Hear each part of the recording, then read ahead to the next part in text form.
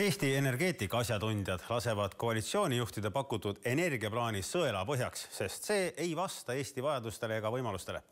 Eesti elektriaastane tarbimine ka kõige optimistlikuma prognoosi järgi suureneb väga vähe.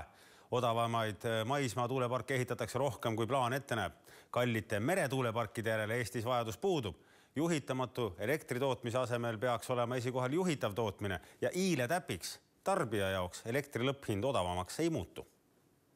Kui veel aasta tagasi oli riigil plaan korraldada oksjon uute taastuvelektrivõimsuste rajamiseks nii maismaatuuleparkidele kui meretuuleparkidele 4 teravatt-tunni jagu, siis sügisel vähendati seda mereparkide osas poole võrra.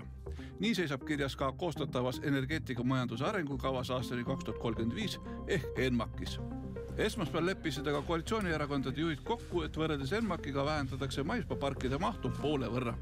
Endise Eesti Energia ja praegu Tööandjate Liidu juhi Hando Sutteri sõnul on uus plaan ootamatu, sest praegu kogutakse huvigruppide arvamusi ENMAK-i kohta. Selle nädala diskussioonid näidavad, kui suur on avalik huvi selle teema vastu. Siiski see kaasamise etapp tuleks ära teha, nii nagu on energiamajanduse arengukavas kokku lepitud.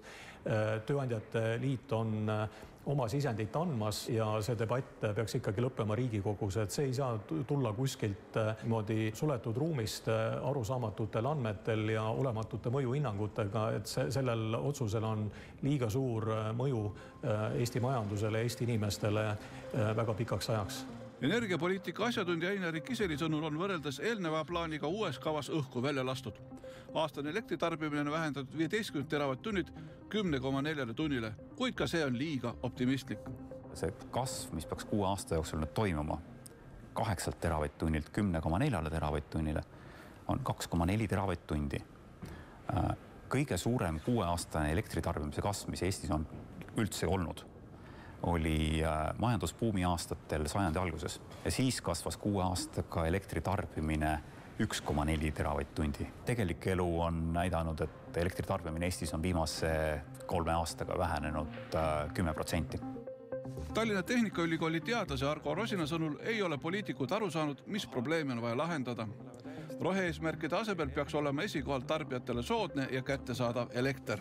Räägitakse sellest, et eesmärk on saavutada taastuvenergiasest elektri tootmise samaväärne osakaal, kui meil on elektritarbimine aastas. Reaalselt on nii, et tavatarbija jaoks on teised asjad palju olulisem. Üks asi on varustuskindlus ja teine oluline asi on hind. See, mis täna investeeritakse sinna kõik, ju mõjutab ka lõpuks seda elektri hinda, mitte ainult elektri hinda.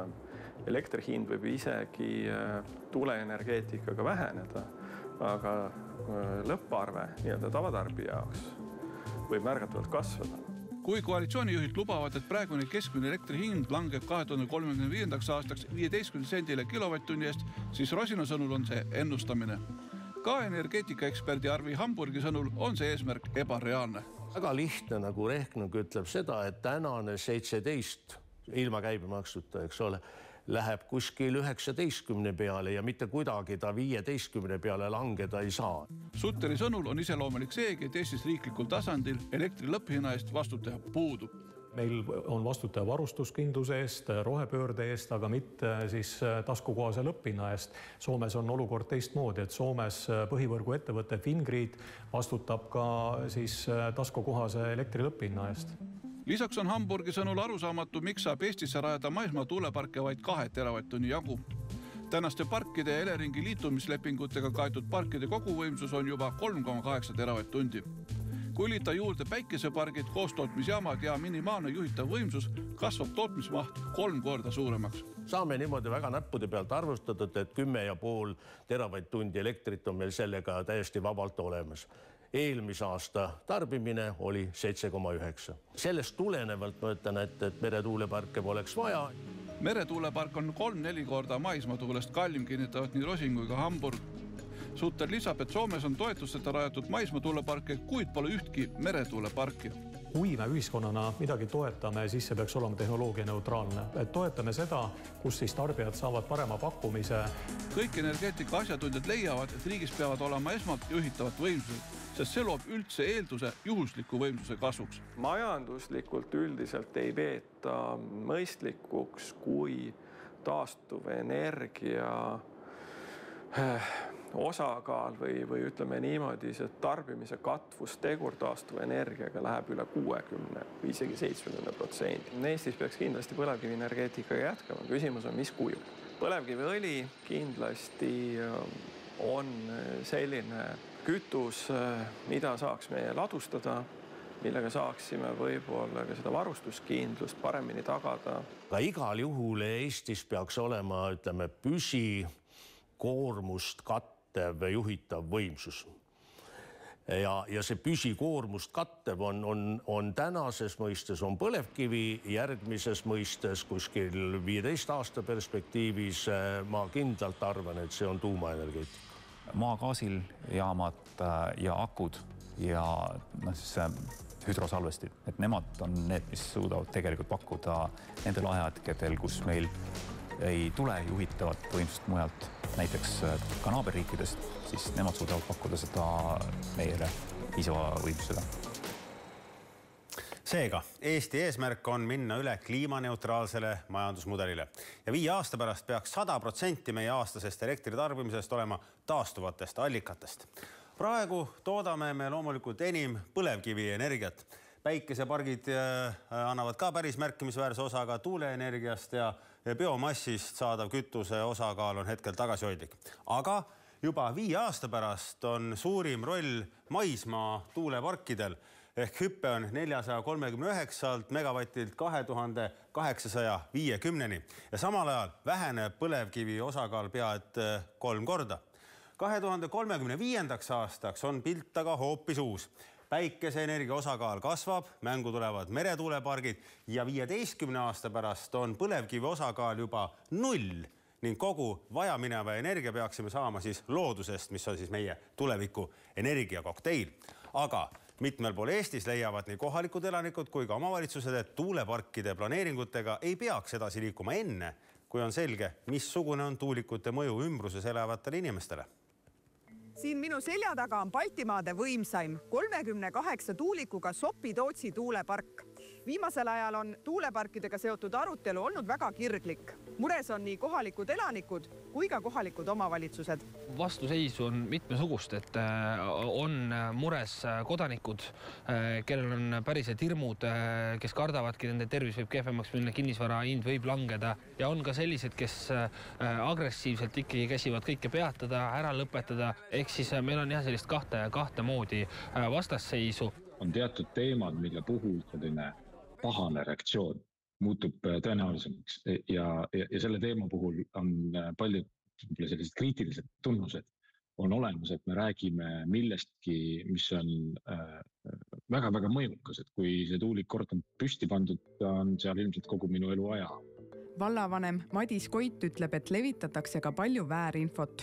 Antero Uusberg ütleb, et väärinfo levimise põhjused on info kiire tarbimine, inimeste uskumused ja arvamused, aga ka usalduse kadumine. Me oleme harjunud uskuma teadlasi, arste, võib-olla selliseid neutraalsemaid ametnikke, aga viimastel aastatel on need harjumused ka nagu mõlke saanud, et sellest on palju juttu olnud, et usaldus selliste institutsioonide vastu hakanud vähenema. Kohalikud omavalitsused leiavad, et enne kui üldse planeeringutega edasi minna, tuleks ära teha mõõtmised just siin Sopi-Tootsi tuulepargis. Sellise ettepaneku tegid sel nädalal Vändras kohtunud omavalitsused ka Kliimaministeeriumile. Tegelikult on väga keeruline edasi liikuda planeeringutega, kui meil ei ole täit selgust, et kas see infraheli on siis inimestele ohtlik. Siin peab Terviseamet ikkagi seisukoha võtma ja tuleb teha uuringud ja tuleb siis see tõde välja selgitada. Ka umbes 6 kilomeetri kaugusel Sopi-Tootsi tuulepargist elav Toomas leiab, et pargis tuleks infraheli ära mõõta. Kui tuul on otse tuulepargi suunast ja ma olen tähele pannud, et ka kui tuul on tuulepargi poole, siis ei saa magada. Unehäired, hommikul ärkad üles, oleks või väsin lõbu ja oleks üldse maganud. Mina ei nimeta neid tervisehäiriteks, see on pigem nagu see elukvaliteet rikutud. Aga tervisehäirete poole pealt siis tekivad peavalud sellised alapiirtlenud huklas. Mees on märganud sümptomeid ajast, mil tuulepark tööle hakkas. Ta peab päevikut ja on täheldanud, et kui tuulikud ei tööta, on enesetunne hea. Sest infohelil sellised mõjud inimese organismid on, seda võib lugeda Terviseameti lehekülje pealt kas või. Ja ma olen nüüd selle aja jooksul tuttavaks saanud siit kandist kuskil suurusjärgus 10 perega. Nendel inimestel kõigiga täpselt igasugused probleemid. Toimetaja ütleb, et ta pole tuulikute vastu ega pea õigeks ka üliemotsionaalseks läinud arutelusid. Siiski tundub talle, et inimesi ei kaasata piisavalt ja nende küsimustele ei osata vastata.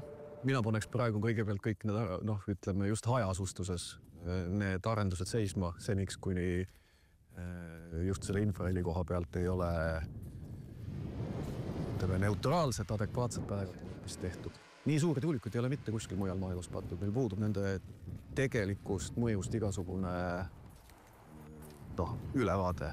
TTÜ professor Jüri Lavrentjev ütleb, et olemasolevate andmete põhjal ei ole teaduslikku tõestust tuulikute tekitatava infraheli negatiivse mõju kohta.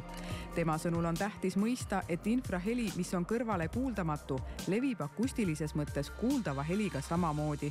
Ja siin ei ole vahet, kas ta on infraheli või on siis kõrgema sagedusega heli. Levib täitsa samamoodi, sama kaugele ja kõik füüsikalised parameetrid on samad, nii et ta tegelikult, kas ta on infraheli, kõrgemad sagedused, madalamad sagedused, ühelgi osal sellest spektrist ei ole mingeid eriomadusi või selliseid salapäraseid omadusi, mida tihti infrahelile omistatakse. Ja kui inimene on piisavalt kaugel juba elab, siis loomulikult on ta helitase piisavalt madal, et ükski selle spektri osadest ei tohiks seda häirida.